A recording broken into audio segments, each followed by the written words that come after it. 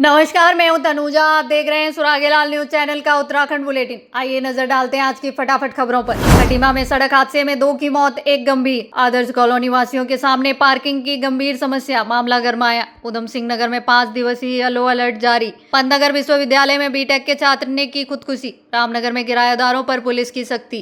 कानून व्यवस्था को लेकर हल्द्वानी में कांग्रेस का विशाल धरना। उधम सिंह नगर में गुलदार का आतंक। सस्ते गल्ले के नमक पर सवाल। उधम सिंह नगर में आबकारी विभाग की बड़ी कार्रवाई। नेपाल बंद से सीमावर्ती बाजारों में सन्नाटा। आइए अब देखिए खबरें विस्तार से। उधम सिंह नगर के खटीमा में जनकैया पूरनपुर मार्ग पर बड़ा हादसा हुआ।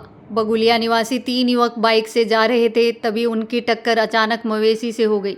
हादसे में 2 युवकों की मौत हो गई, जबकि तीसरा गंभीर रूप से घायल है और उसका इलाज सामुदायिक स्वास्थ्य केंद्र में चल रहा है। डॉक्टर वीपी सिंह ने बताया कि तीनों को गंभीर हालत में लाया गया था, जिनमें से 2 की मौत हो चुकी है, जबकि 1 युवक का इलाज जारी है। वहीं विधायक भुवन सिंह कापड़ी ने कहा कि हल्दीगेरा में 7 एकड़ भूमि पर जल्द ही गौशाला का निर्माण शुरू होगा, ताकि मवेशी सड़क पर न भटके। संगठन के प्रदेश अध्यक्ष शिवशंकर भाटिया ने कहा, जब तक गौशाला तैयार नहीं होती तब तक मवेशियों को जंगल में तार-बाड़ कर रखा जाए और सरकार को इन दुर्घटनाओं के लिए मुआवजा देना चाहिए। देर रात में करीब 8-9 बजे 3 युवक को लाया गया 108 के माध्यम से, जिन्होंने बताया कि किसी जानवर से टकराने से उनको चोटें आई थी। तो उसमें एक नागरिक चिकित्सालय खटीमा में बड़ी बगुलिया निवासी 3 युवक को लाया गया था, जिनमें से एक की मृत्यु हो गई थी। एक युवक गंभीर रूप से घायल था, जिसकी बाद में उपचार के दौरान रास्ते में सुजला तिवारी जाते वक्त मृत्यु हो गई। एक तीसरा युवक जो है वो गंभीर रूप से घायल है और फिलहाल अस्पताल में उसका इलाज चल रहा है। अब जो 2 युवक जिनकी मृत्यु हो गई उनका पंचनामा करके पोस्टमार्टम की कार्रवाई की जाएगी। देखिए, जिस हिसाब से सरकार में गौ रक्षा की बात करी जाती है, गौ माता की बात करी जाती है, वो सिर्फ किताबी बातें हैं, धरातल में कहीं नहीं दिखाई देती। और उसके कारण आज सड़क पर कई हादसे हो रहे हैं, जिससे कई लोगों की मृत्यु हो गई है और लगभग महीने में 1 आध एक्सीडेंट ऐसा ज़रूर देखने को मिलता है और कई जगह पे जानवर घायल मिलते हैं। गौशाला का निर्माण पहले दिया में हुआ था, वो गौशाला बह गई, तब भी हमने कहा था कि वो गौशाला ठीक जगह पर नहीं है। प्रतिवर्ष बाढ़ आती है और वो गौशाला को बह जाने की आशंका रहेगी और वो बह गई। और आज हम लोग तेज़ी से 7.5 एकड़ में हल्दी पे गौशाला बना रहे हैं और मुझे लगता है कि आने वाले 1-2 महीने में वो 7.5 एकड़ पर वो गौशाला बनकर तैयार हो जाएगी, जिसकी कैपेसिटी लगभग 1,500 से 2,000 जानवरों की होगी। और उसके बाद जो है कि मुझे लगता है कि इन सब चीज़ों से निजात मिल पाएगा, लेकिन व्यवस्थाएं ऐसी होनी चाहिए जिससे कि इंसान और जानवर दोनों सुखी रहे, दोनों घायल ना हो, दोनों की मौत ना हो। देखिए, सरकार को जो भी सरकार की कमी के कारण जो भी एक्सीडेंट होते, जो मौत होते हैं, मुआवजा मिलना चाहिए। अगर जानवर के कारण कोई एक्सीडेंट हो रहा है और जानवर इसलिए बाहर घूम रहे हैं हमारा कि गौशाला नहीं बन पा रही, तो सरकार को उनके परिवार को राहत राशि देनी चाहिए। उनकी जो है आप सही करें अशोक जी, ये जो है व्यवस्था बहुत पहले हो जानी चाहिए थी। इसके लिए जो है सरकार को गौशाला पहले सरकार ने कहा दिया में बनाया, तो दिया में पूरा जो है बाढ़ के चपेट में आकर के वो बह गया। उसके बाद अभी उसको नौसर साइड में जो है फिर गौशाला बनाने की बात आ रही है। हमारा ये मानना है कि गौशाला तैयार होने तक इनको जंगल में, जैसे पहले जंगल में छोड़ दिए जाते थे, तो तार-बाड़ करके जो है और हल्का सा एक टीन सेट बना के जंगल में ही जो लोग वो जानवर रहते थे। आज क्या हो रहा है कि जानवर जो है प्रत्येक गांव घर वाले जो है रोडों में छोड़ दे रहे हैं, तो जानवर जो हैं रोडों में भटक रहे हैं। बड़ी विडम्बना है, मतलब जो है कि लोग जो है वहाँ से हमारे जितने भी जो है चिराग हैं वो इसमें बुझ रहे हैं, क्योंकि आदमी तो रोड में चलेगा, जानवर जो है विपरीत दिशा की ओर जाता है, इसलिए आदमी को पता नहीं रहता है कि वो किस दिशा की ओर घूम रहा है। वो आदमी लेफ्ट जा रहा है तो वो दाहिनी तरफ घूम जाते हैं, तो अचानक जो है टकराते हैं, टकराने से जो है उनकी मौतें हो जा रही हैं। तो ये बहुत गलत विडम्बना है। तो सरकार को शीघ्र जो है इस पर वैकल्पिक व्यवस्था करनी चाहिए, और नहीं तो क्विक मतलब जो है जो उन्होंने जो ये बना रहे हैं पशु की जो है जो टिन सेटें बन रहे हैं, जो झाले बन रहे हैं, वो तुरंत बनने चाहिए और वैकल्पिक व्यवस्था के तौर पर जो है जंगल में इनके लिए जो है तार-बाड़ कर करके जो है जंगलों में छोड़ना चाहिए। इसमें ये भी आपदा के अंदर आना चाहिए। आपदा के तहत जो है सरकार द्वारा इनको भी मुआवजा मिलना चाहिए, क्योंकि ये भी जो है एक आपदा है, क्योंकि वह जानबूझकर जो है जानवर से नहीं टकराते हैं। जानवर अचानक वहाँ पर जो है अन्य स्थान से इधर से उधर से भटकता हुआ रोड में आ रहा है, तो इसमें भी सरकार को जो है एक आपदा समझ करके मुआवजा देना चाहिए। आपका नाम? मैं शिवशंकर भाटिया। लोहाघाट की आदर्श कॉलोनी में स्वास्थ्य विभाग की भूमि पर बनी अस्थायी पार्किंग को अब खाली कराने के निर्देश दे दिए गए हैं। करीब 60 से ज्यादा वाहन यहां खड़े होते थे, जिससे लोगों को काफी सुविधा मिलती थी, लेकिन स्वास्थ्य विभाग द्वारा डॉक्टर, हॉस्टल व अन्य निर्माण कार्य शुरू किए जाने के चलते वाहन स्वामियों को पार्किंग से गाड़ी हटानी पड़ी। इसी को लेकर कॉलोनी वासियों ने पालिका अध्यक्ष गोविंद वर्मा से समाधान की मांग की। अध्यक्ष ने एसडीएम नीतू डांगर और सीएमओ डॉक्टर देवेश चौहान के साथ मौके पर पहुंचकर समस्या रखी। लोगों ने ग्राउंड फ्लोर पर पार्किंग निर्माण की मांग की, जिससे जनता को सुविधा और विभाग को राजस्व दोनों मिल सके। अधिकारियों ने आश्वासन दिया 16 सितंबर तक जिलाधिकारी के सामने यह मामला रखा जाएगा और बीच का रास्ता निकालने की कोशिश होगी। ये भारत सरकार का प्रोग्राम है, इसको तो करना ही होगा हमको। और यहाँ भी कुछ दिक्कतें देख रहे हैं कि गाड़ियाँ काफ़ी खड़ी हैं, पार्किंग की दिक्कत है।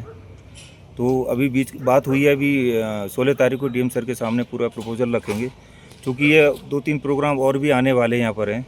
अभी ट्रांजिट हॉस्टल बन रहा है, ये अपग्रेड हो रहा है हॉस्पिटल 50 to 100 बेड में।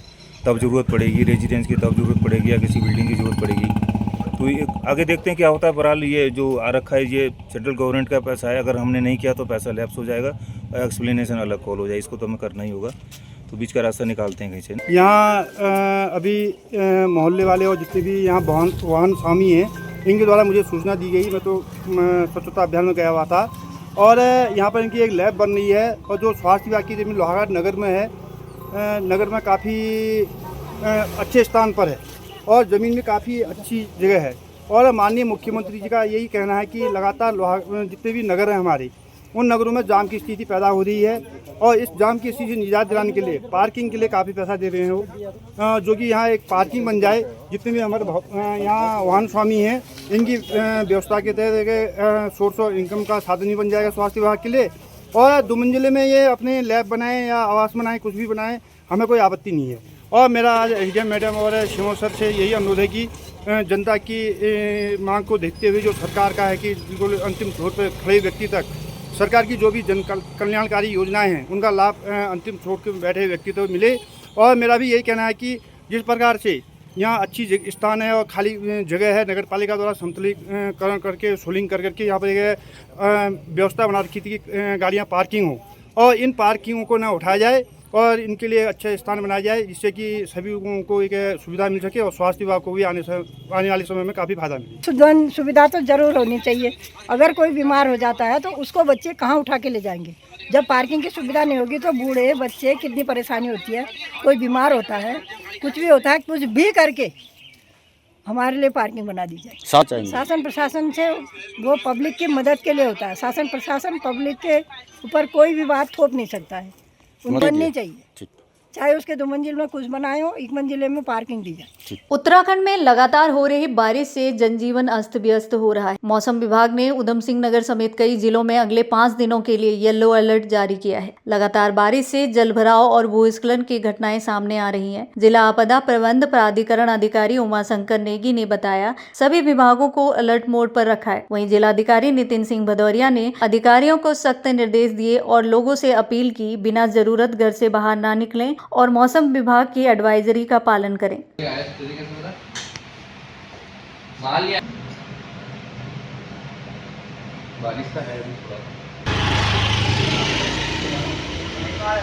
देखिए, आईएमडी ने अभी जो मॉर्निंग में अलर्ट जारी किया था, उसके बाद अभी दिन में जो नया अलर्ट जारी किया है उसमें 5 दिन का फोरकास्ट रहता है। उसमें हमारे जनपद को येलो अलर्ट पे रखा गया है और आज और कल जो पहाड़ी जनपद है हमारे जो ऊपर है, नैनीताल है, पौड़ी है, बागेश्वर है, इन जनपदों को ऑरेंज पे रखा गया है 2 दिन के लिए।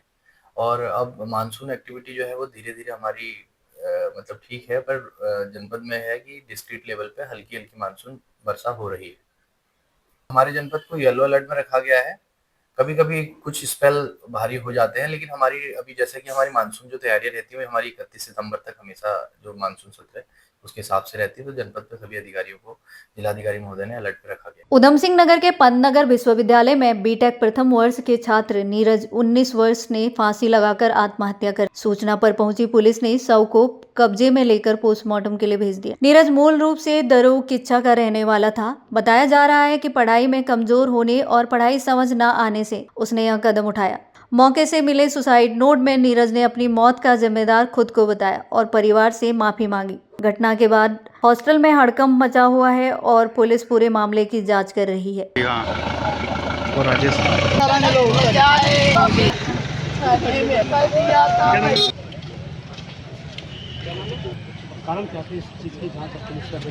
ये पंतनगर यूनिवर्सिटी का बीटेक फर्स्ट ईयर इलेक्ट्रॉनिक से जो है इलेक्ट्रिकल का जो है छात्र विपिन राउत हॉस्टल पे रहता था। छात्र का नाम है नीरज सनौब छोटेलाल।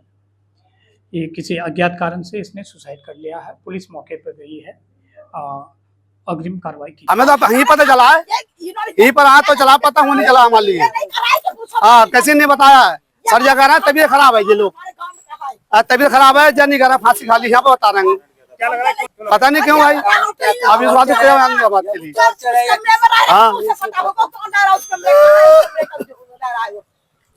शाम भी बात हुई है लड़के से हमारी। तो आप कुछ नहीं बोला, शाम में बोला मैं अच्छा खास हूँ। सही आप लोग कहाँ रहते थे? जरूर रहते हैं। लड़के का नीरज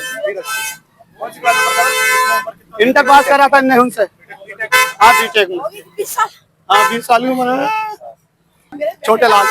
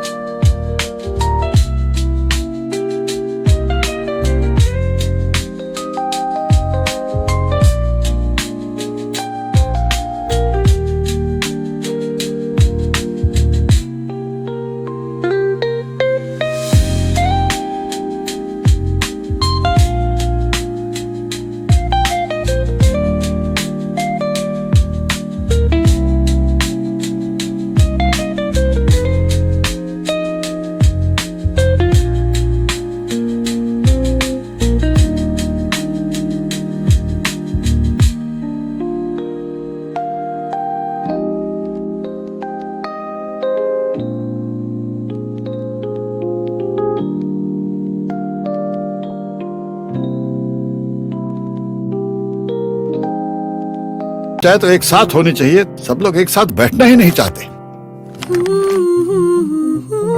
पापा, try this. लो, सब लपक लिए।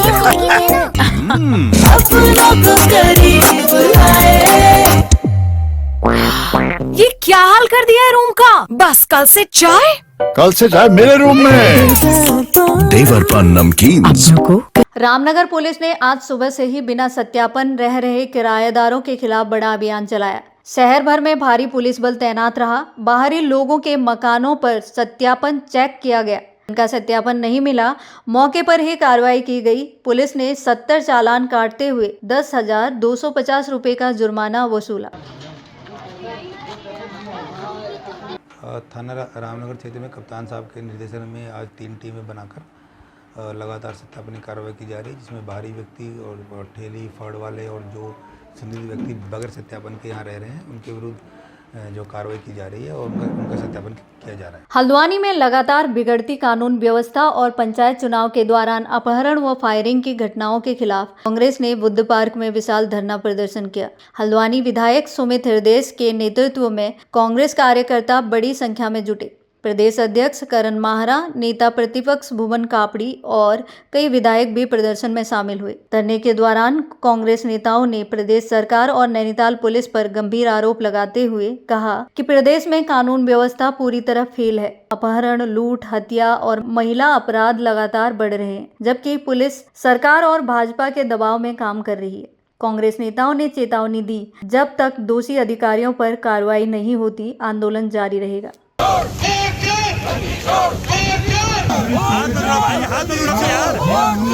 पूरे नैनीताल जिले में जब से कप्तान आए हैं, पहाड़ में हर घर शराब पहुंच गई है। इस कप्तान को इस जिले से तत्काल चले जाना चाहिए। ये जनहित में भी है और ये देवभूमि के हित में भी। कप्तान जिला छोड़ दो, और कप्तान जिला नहीं छोड़ते हैं तो लगातार जिस तरह से मैंने कहा कि कुमाऊं के हर एक घर में, हर महिला के घर में शराब पहुंचा देगी, इसका जिम्मेदार यहाँ का पुलिस प्रशासन है, यहाँ की सरकार है। हमारी धरने के माध्यम से मांग है कि कप्तान साहब तत्काल कुछ तो शर्म कर लो, इस जिले को छोड़ दो। यही आपके हित में भी है, यही जनता के हित में भी है, हम ये कहना चाहते हैं। देखिए, अभी एक रिपोर्ट आई थी, वो आपने देखी होगी, महिलाओं के प्रति किस तरीके के अपराध बढ़े हैं। उससे पहले NCRB की रिपोर्ट आई थी, जो केंद्र सरकार का उपक्रम है। उसमें भी हम 9 हिमालय राज्यों में महिला अपराध में पहले स्थान पर खड़े हैं। लूट हो रही है, हत्या हो रही, डकैती हो रही, क्या नहीं हो रहा है इस प्रदेश में। पेपर लीक हो रहे हैं, SSC भर्ती घोटाला, पटवारी पेपर लीक, अपराध से संबंधित सारे विषय हो रहे हैं। बिगड़ती कानून व्यवस्था, आपने सबसे बड़ा नंगा नाच तो इस पंचायत चुनाव में देखा होगा। नैनीताल से बड़ा उदाहरण क्या दें, बेतालघाट से बड़ा उदाहरण क्या दें, दौराहाट आप देख लीजिए। हमारे ही कांग्रेस की प्रतिनिधियों के पतियों का अपहरण होता है और कांग्रेस के लोग जो FIR लिखाने गए उनके ऊपर 307 की धाराएं लगा दी गई। तो पुलिस नंगा नाच कर रही है। उधम सिंह नगर में आप देख लीजिए, जो भी बीजेपी के खिलाफ आवाज़ उठाने वाले लोग हैं उनको बिना मुकदमों के 24 घंटे बंद करके रखा जा रहा पुलिस के द्वारा। तो पुलिस लगातार सरकार के दबाव में काम कर रही है। जो सीधे साधे लोग, उनकी ज़मीनों में कब्जे हो रहे हैं, उनके ऊपर मुकदमे दर्ज हो रहे हैं। दबंग जो है आगे बढ़ रहे हैं। देहरादून की घटना भी 1 हफ्ता भी नहीं हुआ, महानगर अध्यक्ष के ठिकाने में छापा पड़ा, केवल 11 लोगों के ऊपर फर्जी जो छोटे मोटे मुचलके करके छोड़ दिया गया, जबकि सारे प्रदेश को पता है वहाँ क्या हो रहा था। रोष आम जनमानस में इतना बढ़ चुका है। आखिरकार क्या उत्तराखंड की संस्कृति, हमारे संस्कार, हमारी राजनीतिक सामाजिक परंपराएं जो हैं, क्या वो कहीं पे भी इतनी व्यवस्था भी दे सकती है कि इतनी सी गुंडाई हम लोग झेलें? उत्तराखंड राज्य के लिए जिन लोगों ने अपनी शहादत दी, आज सोचिए उनकी आत्मा पर चोट पहुंची है। जिस प्रकार से पुलिस मूक दर्शक बन के रही, अपहरण हुए 5-5 लोगों के, 3-3 मर्डर यहाँ पे हुए हैं। लगातार कौन बढ़ावा दे रहा है इस गैंग कल्चर को? गैंगों को संरक्षण कौन दे रहा है? और मैं गैंग वाले बच्चों से भी कहना चाहता हूँ, ये आपको जो भटका रहे हैं, आपको भविष्य को अंधकार में डाल रहे हैं, और कोई बड़ी बात नहीं है। आप देखिए, अगर ये गैंग कल्चर ऐसी संरक्षित रहा तो खून खराबे इस शहर में होने लगेंगे। 90 के दशक की याद आ जाएगी, जब उत्तर प्रदेश का जमाना था और गुंडाई चरम सीमाओं पे थी। हम लोग की मांग है कि पहले तो जितने लोग संलिप्त थे, वो जो अपहरण हुए हमारे जिला पंचायत सदस्यों के, उन सब पे कार्रवाई हो। और दूसरा, ये जो गैंग कल्चर है इस पर कठोर से कठोर कार्रवाई हो। आप गश्त लगवा रहे हैं जब कांग्रेस धरने का आह्वान करती है, ये तो सतत प्रक्रिया होनी चाहिए। ये तो पुलिसिंग कहते हैं इसको, अंग्रेजी में पुलिस वर्क है, पुलिस का कार्य है। आप पुलिसिंग करिए, पुलिस का कार्य करिए। भारतीय जनता पार्टी का अनुसांगिक संगठन बन के काम करना बंद करिए। जब इतने अपराध हो गए और अपहरण हो गए उसके बाद ये चेकिंग कर रहे हैं, यानी कि लुटेरे को पहले पूरा घर लूटने दिया, उसके बाद जाके घर में आप वहाँ पे जा रहे हैं। तो इसलिए बेवकूफ़ ये लोग बना रहे हैं। सतत प्रक्रिया, मैंने जैसे कहा, पुलिसिंग की करिए, रूटीन पुलिस वर्क करिए। आम इंसान को परेशान करने का कोई बहाना मत ढूंढिए।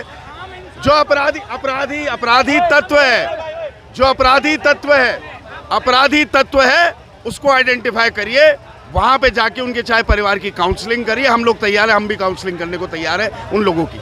कानून व्यवस्था को लेकर हमारे सारे विधायक गैरसैंण में भी मुखर थे। वहाँ मांग चाहते थे, चर्चा चाहते थे कि कानून व्यवस्था पर चर्चा हो। और नैनीताल, उधम सिंह नगर में जो बिल्कुल भ्रष्टाचार चरम पर है, नशा आज की तारीख में घर घर जा पहुँचा चुकी है और पुलिस को एक ही काम रह गया है, वसूली का। और यहाँ के, क्योंकि एसएसपी के खिलाफ इतनी मुखर आवाज़ उठ चुकी है, लेकिन मैं ये नहीं समझ पा रहा कि हमारे जो यहाँ के मुख्यमंत्री हैं उनका ऐसा क्या लगाव है, क्योंकि उनके पास तो इतने आईपीएस अफसर हैं, वो चाहे तो किसी को भी भेज सकते हैं, कि वो उनको नहीं हटाना चाहते। तो कहीं ना कहीं सब मिली भगत से चल रहा है। बिना संरक्षण के इतना आईपीएस अफसर इतना हावी नहीं हो सकता, लेकिन ऐसे अफसर को तत्काल हटाना चाहिए जनता के हित में। उधम सिंह नगर के तराई पश्चिम वन विभाग पतरामपुर रेंज में गुलदार का खौफ जारी है। आज सुबह गुलदार ने बाइक सवार युवक बिट्टू पर हमला कर उसे गंभीर रूप से घायल कर दिया। सिर्फ एक हफ्ते में यह दूसरा मामला है जिससे पूरे क्षेत्र में दहशत मची हुई है। घायल युवक जसपुर जा रहा था, तभी खेतों से निकलकर गुलदार ने अचानक हमला कर दिया। लगातार हो रहे हमलों से ग्रामीण दहशत में हैं और सुरक्षा की मांग कर रहे हैं।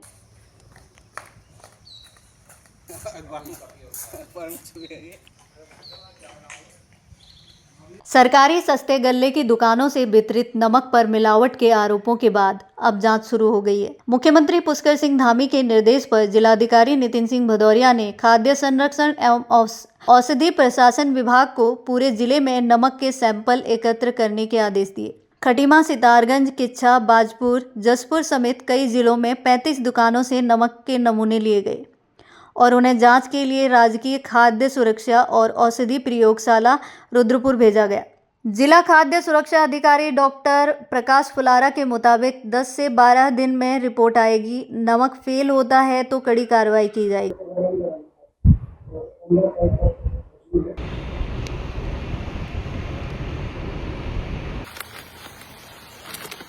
उसको अच्छे से घोल लेती हूँ मैं। और आप लोगों को पता ही है कि कुछ सोशल मीडिया पर जैसे कुछ रेता मिलने की नमक में जो है वो खबरें आ रही थी, तो उसके मद्देनजर जो है डीएम साहब ने सप्लाई विभाग वालों को निर्देशित किया था कि उसके सैंपल कराए जाएं। तो सैंपल करीब 34 सैंपल जो है सप्लाई विभाग द्वारा हमको जो है उपलब्ध कराए गए और हमारे खाद्य सुरक्षा अधिकारियों ने उनको जांच हेतु रुद्रपुर लैब में भेजा। उधम सिंह नगर में आबकारी विभाग की बड़ी कार्रवाई। अवैध शराब के खिलाफ अभियान में 6 भट्टियां ध्वस्त की गई। जिला आबकारी अधिकारी एनआर जोशी के नेतृत्व में रुद्रपुर, खटीमा परावर्तन इकाइयों ने रायपुर जंगल क्षेत्र में छापेमारी की। टीम ने 350 पाउच कच्ची शराब, 90 लीटर अवैध शराब और 30 लीटर से भरा ड्रम बरामद किया। साथ ही करीब 1500 किलो लहन नष्ट किया।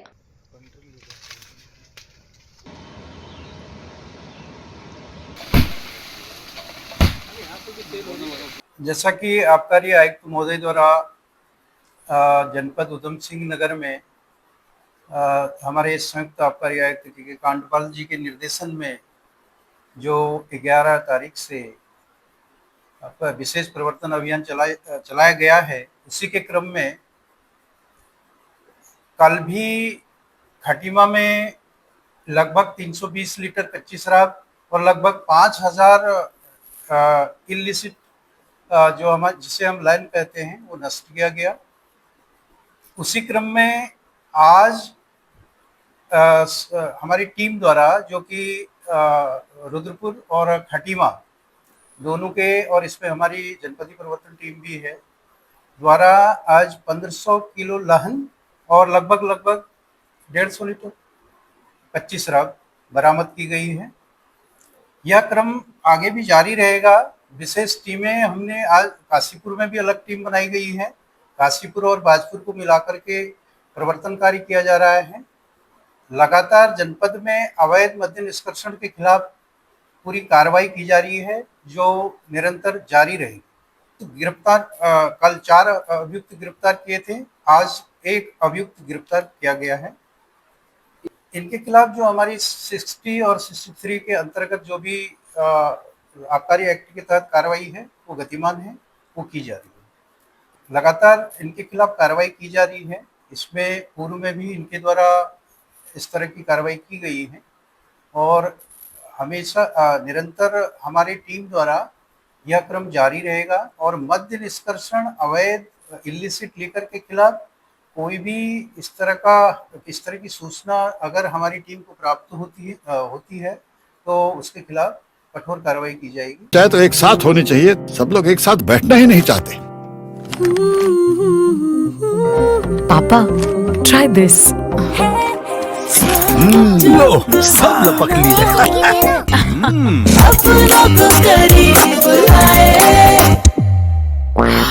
ये क्या हाल कर दिया है रूम का? बस कल से चाय मेरे रूम में। देवर पान नमकीन। नेपाल में हुए आंदोलन और नेपाल बंद का असर भारत नेपाल सीमावर्ती इलाकों पर साफ दिख रहा है। बनबसा समेत टनकपुर, मेलाघाट और झूलाघाट जैसे बाजारों में सन्नाटा पसरा हुआ है। व्यापारियों के मुताबिक प्रतिदिन 20 से 25 लाख रुपए का व्यापार प्रभावित हो रहा है। भारत की ओर से सीमा और कस्टम खुले हैं, लेकिन नेपाल बंद होने से सामान की आवाजाही पूरी तरह ठप है।